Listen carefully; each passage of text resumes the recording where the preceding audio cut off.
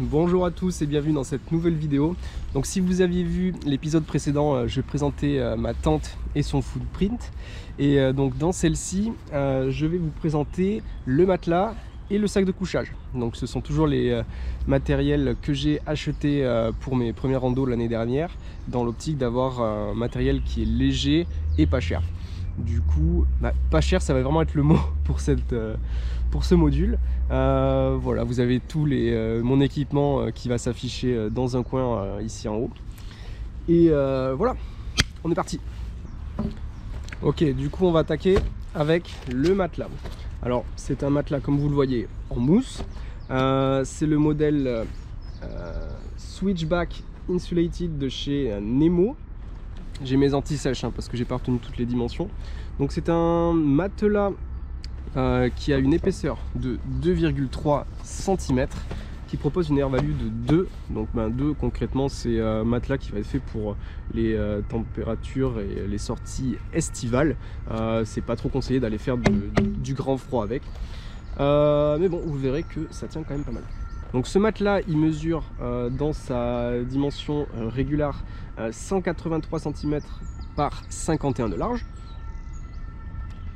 et il pèse 419 grammes. Donc on est sur quelque chose qui est quand même pas très lourd, qui vous apporte un bon confort pour son poids. On va pas se mentir, c'est quand même pas trop mal. Donc comme je vous l'ai dit tout à l'heure, il vous suggère une température confort de 2 degrés et limite de -7. Donc en effet, moi cette année, cet hiver, je suis parti faire une randonnée où j'ai dormi à -8 degrés. Donc avec ce matelas, je vous avoue que j'étais quand même pas méga serein. Donc j'avais rajouté quand même pas mal de petites couches d'épaisseur pour essayer de m'isoler au mieux. Donc j'avais 2-3 vêtements, j'avais une serviette microfibre et la couverture de survie.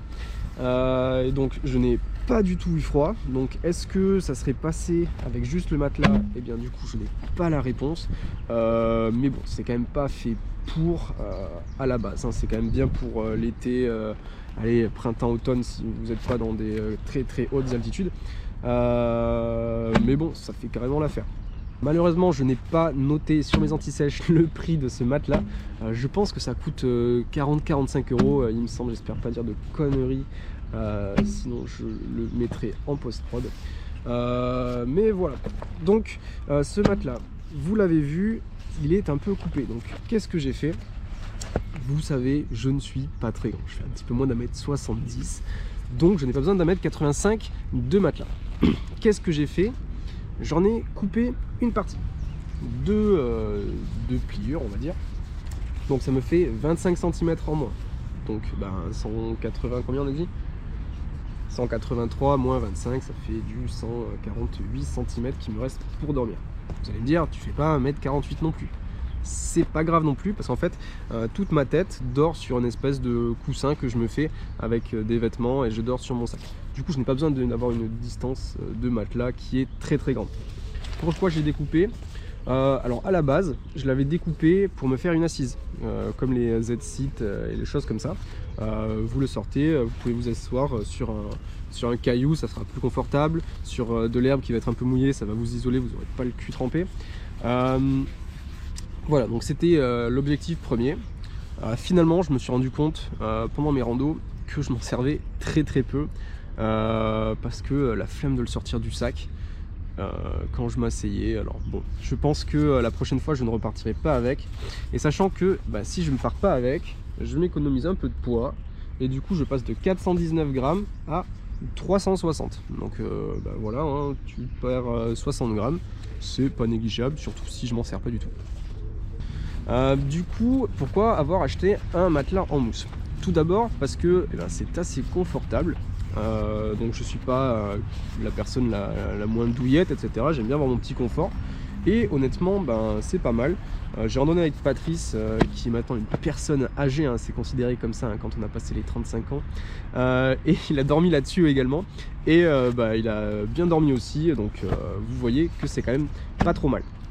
En termes de confort, la première nuit j'ai quand même pas méga bien dormi, parce que j'ai l'habitude de dormir sur le côté, et du coup on a quand même 2,3 cm d'épaisseur, donc c'est pas non plus énorme. Du coup j'avais le bras un peu endolori, vous voyez ce que je veux dire. Mais finalement après j'ai trouvé, je me suis aussi un petit peu adapté, j'ai trouvé une façon de dormir sur le côté où j'étais moins gêné. Du coup c'est pas mal. Donc un autre avantage que son prix, c'est également le fait que ce soit en mousse et que la mousse ça crève pas. Donc vous savez que vous n'allez pas avoir de mauvaises surprises dans la nuit ou pendant votre rando. Si vous avez un petit coup de caillou pointu, il ne viendra pas non plus percer votre matelas. Du coup c'est pas négligeable non plus d'avoir quelque chose qui ne crèvera pas, parce que si vous crevez avec votre matelas gonflable, déjà vous aurez plus de confort du tout. Et puis surtout vous aurez plus d'isolation du tout non plus, donc vous passez à rien du tout. Donc faut le réparer dans la nuit et ça peut être chiant et compliqué. Donc ça c'était pour les avantages. Maintenant pour moi le gros inconvénient de ce matelas, et qui me fera peut-être sûrement passer sur un matelas gonflable, c'est son volume, quoi. Ça prend une place énorme dans le sac. Alors oui, vous pouvez le mettre à l'extérieur du sac, l'accrocher sur des lanières ou des choses comme ça. Moi c'est pas trop mon truc, j'aime bien que mon sac est tout à l'intérieur, que ça bronche pas, et du coup ça prend une place monstre. Regardez ça, ça prend énormément de place. Du coup voilà, faut le savoir. Après il faut aussi savoir que j'ai fait mes randonnées sur une semaine en autonomie avec toute ma bouffe, etc. Il y a tout qui est rentré, hein. Il y a tout qui est rentré, mais bon, c'est un sac 60 litres, donc ça prend quand même un peu de place, etc. Et puis c'était un peu compacté à l'intérieur de mon sac, et parfois j'étais un petit peu des inconforts dans le dos quand ça appuyait sur la poche à eau, des choses comme ça. Mais bon, si vous avez un sac assez grand, vous le ferez rentrer, il n'y a pas de souci. Moi j'aimerais bien passer après un peu plus tard sur des sacs peut-être un peu plus petits en volume, sur du 40 litres, ça serait, j'aimerais bien. Donc voilà, à réfléchir, mais sachant aussi que le matelas gonflable par lequel je serais intéressé de le remplacer, ça coûte pas 45 €, quoi. Ça en est pour 150 €, donc c'est 3 fois le prix. Est-ce que c'est la meilleure idée quand on démarre? Pas forcément, ça c'est quand même une très très bonne solution. Bon allez, je vais arrêter de blablater là-dessus et je vais vous présenter les prochains items avant d'aller essayer tout ça dans la tête. Deuxième item, le drap de soie, le sac à viande. C'est Dédé Amox qui fait ça, la même marque que la tente. C'est le slipper en soie. Et là, autant l'achat du matelas c'est un bon achat, je ne regrette pas, autant ça, gardez votre argent, c'est vraiment de la daube. Alors les anti-sèches, donc il fait 2 mètres de long sur 80 cm de large. Ça pèse tout de même 162 grammes, donc c'est fait avec une espèce de mélange de soie, ils disent, c'est pas de la soie, hein, vous aurez compris. Je l'avais payé une vingtaine d'euros, donc une vingtaine d'euros un peu jetés par la fenêtre, mais vous ne le trouvez plus parce qu'il n'est plus en vente. Alors pourquoi il n'est plus en vente, je ne sais pas, mais en tout cas ce n'est pas une mauvaise chose. Alors, vous pouvez le serrer un peu plus que ça, hein, dans son emballage, mais bon, c'était un peu la flemme. Ouais, c'est quand même pas terrible. Ça ne vous apportera 0 degré de température dans votre sac de couchage. C'est vraiment pour un côté purement hygiénique. Ça vous enlève même du confort parce que je sais pas, vous vous entortillez dedans, la matière n'est pas extraordinaire. Donc ça, carrément, je trouve que c'est un mauvais achat. Surtout quand on a un sac de couchage comme le mien qui ne coûte pas cher. Ça coûte 3 fois le prix de mon sac de couchage. Donc je peux vous dire que je l'ai acheté pour l'hygiène. J'aurais mieux fait d'avoir un sac de couchage jetable en fait, que j'aurais changé à chaque fois. Parce que ouais, c'est vraiment pas terrible, quoi. Donc ça, à ne pas racheter. Enfin, je parle bien de ce modèle là, pas des draps de soie en général. D'ailleurs je vais m'en racheter un parce que je trouve que pour l'hygiène c'est bien. J'ai pas forcément besoin de température en plus pour l'instant, mais je pense que c'est important quand vous êtes un peu crade, etc. Crade, essayez de vous nettoyer un petit peu, mais on n'est jamais clean non plus. Quand vous avez un bon sac de couchage, c'est bien d'y faire gaffe un peu quand même. Donc ça, à oublier et malheureusement à remplacer 20 € de gaspillé. Bon, par contre, un bon achat pour le couchage. Le sac de couchage Orego 2 de chez Intersport. Donc ça a été un petit peu le gros questionnement l'année dernière quand j'ai choisi mon matériel.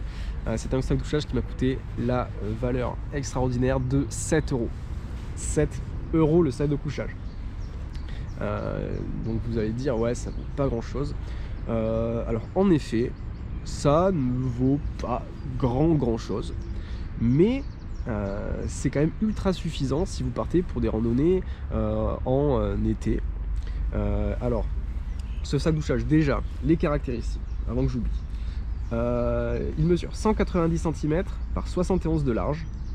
Il est léger, c'est pour ça que je l'ai acheté aussi. Il pèse moins de 700 grammes, 695 exactement, avec la housse. Et il est livré pour une température confort, comme vous le voyez, 15 degrés, 10 degrés, 2 pouces et 1 pouce à 5 degrés. Donc les pouces, rappelez-vous que c'est la nouvelle notation hyper précise du monde de la randonnée. Donc voilà, 3 pouces c'est bien, 2 pouces ok, 1 pouce tu survis. Clairement, si vous dormez en caleçon, à 5 degrés, il n'y a pas de pouce. Je vais vous dire que le pouce il est dans l'autre sens. Donc moi je suis pas le personne qui dort, qui est le plus chaud quand je dors, je suis pas le plus froid, je pense que je suis une personne à peu près standard. 15 degrés vous êtes peinard, 10 degrés ça passe. J'ai passé une nuit en septembre, il faisait 8 degrés, j'ai mis le t-shirt. J'ai mis le t-shirt, donc vous me direz, ouais mais pour 700 grammes, pour 7 €, tu mets ton t-shirt, t'es quand même content quoi. Tu passes ta nuit à 8 degrés, et ça veut dire que si t'es prêt à dormir avec une paire de chaussettes, ton petit lycra et limite ta polaire, tu peux carrément descendre plus bas. Donc très bon achat. Très bon achat. Les points négatifs quand même, parce qu'il y en a, on va pas se mentir. Déjà en termes de confort, c'est peut-être pas les matières les plus agréables que vous aurez, mais dans tous les cas, si vous dormez avec un drap de soie, vous ne serez pas en contact direct avec le sac de couchage. Il n'y a pas de fermeture éclair, donc vous vous faufilez dedans comme dans un saucisson.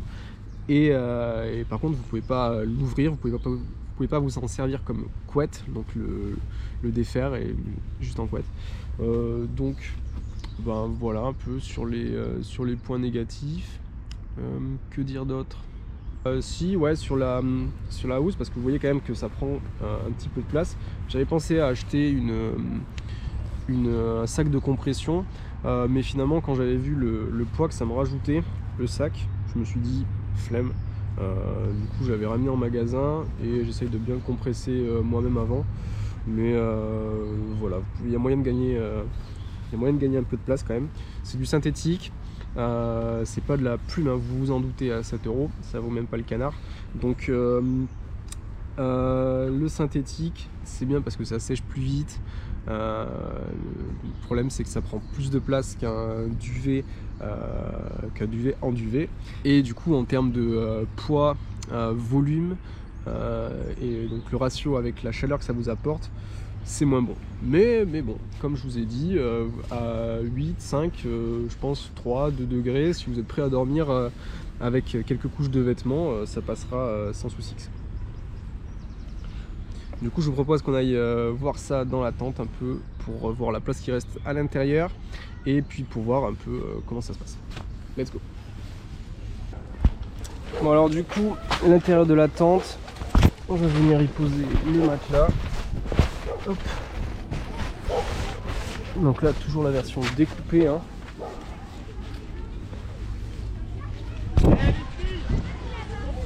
Toujours la version découpée.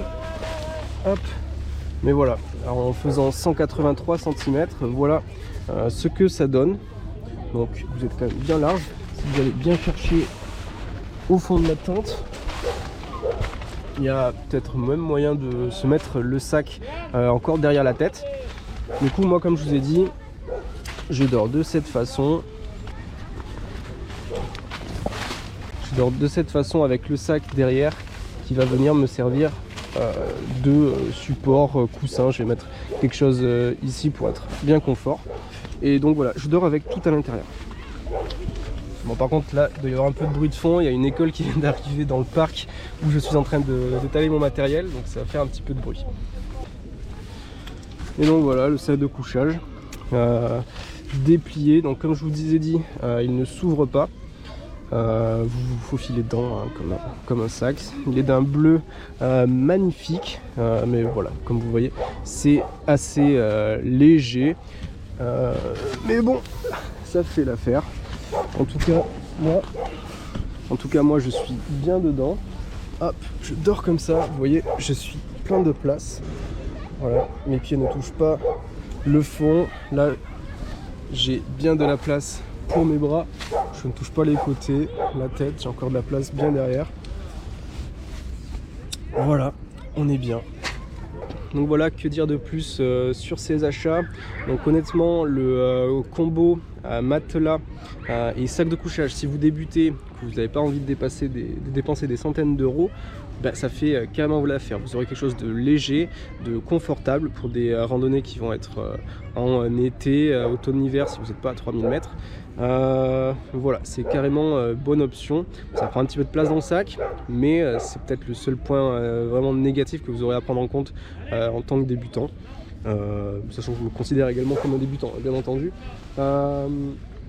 Voilà, ce sont des bons achats. Attention du coup au drap de soie, il va falloir trouver une autre solution.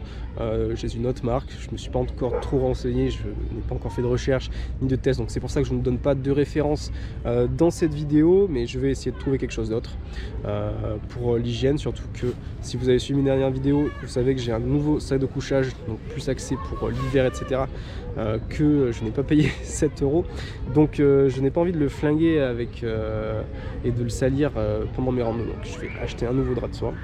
Mais voilà, ce combo, franchement, vous en avez pour une cinquantaine d'euros, matelas et sac de couchage, ça fait carrément l'affaire, carrément l'affaire. Donc voilà, eh bien écoutez, on va se quitter là-dessus.